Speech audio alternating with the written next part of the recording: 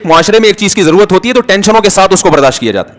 دیکھو کسی حکیم نے آپ کو کوئی دوا دی پیٹ کی, کوئی علاج ہو ہی نہیں رہا تھا, اب وہ دوا ایسی دی ہے جو کڑوی ہے, آپ سے نگلی نہیں جاتی, تو حکیم صاحب آپ سے کہیں گے یار چینی ملا کے پی لو. یہ کبھی بھی نہیں کہے گا آپ دوا کیونکہ پی نہیں جا رہی ہے تو چھوڑ دو. کڑواہٹ آتی ہے نا, 1 گھنٹے تک سکون نہیں ملتا دوا پینے کے بعد, یا ڈاکٹر بعض دفعہ انجیکشن لگا دیتے ہیں اس کے سائڈ افیکٹ. دیکھو کینسر کے مریضوں کو کی کیموتھراپی ہوتی ہے نا, سر کے بال اڑ جاتے ہیں, کیا خیال ہے کیسے ہڈیوں کے ڈھانچے بن جاتے ہیں. اب کوئی پاگل یہ کہے کہ ڈاکٹر صاحب فلاں کینسر کا مریض تھا, اس کو کیموتھراپی ہوئی تھی اور وہ ہوئے میں نے تو اس کا حال دیکھا, اس کے تو سر کے بال اڑ گئے, وہ تو ہڈیوں کا ڈھانچہ بن گیا. توبہ توبہ بھائی, یہ میں نہیں کراؤں گا. ڈاکٹر کہے گا تمہارے باپ کو بھی یہ کرانا پڑے گا, کیونکہ ہڈیوں کا ڈھانچہ بن گیا, بچ گیا, سر کے بال گر گئے وہ آ جائیں گے واپس. نہیں بھی گرے تو آج کل نقلی بال بھی لگ جاتے ہیں, وگ آ جائے گی. نہیں تو گنجے بھی انسان ہی ہوتے ہیں,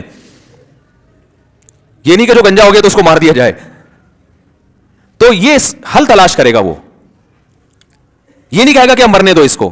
تو یا بھائی اب آپ اگر 2-3 نکاحوں کی طرف نہیں آتے تو معاشرے میں عورتوں کا بیڑا غرق.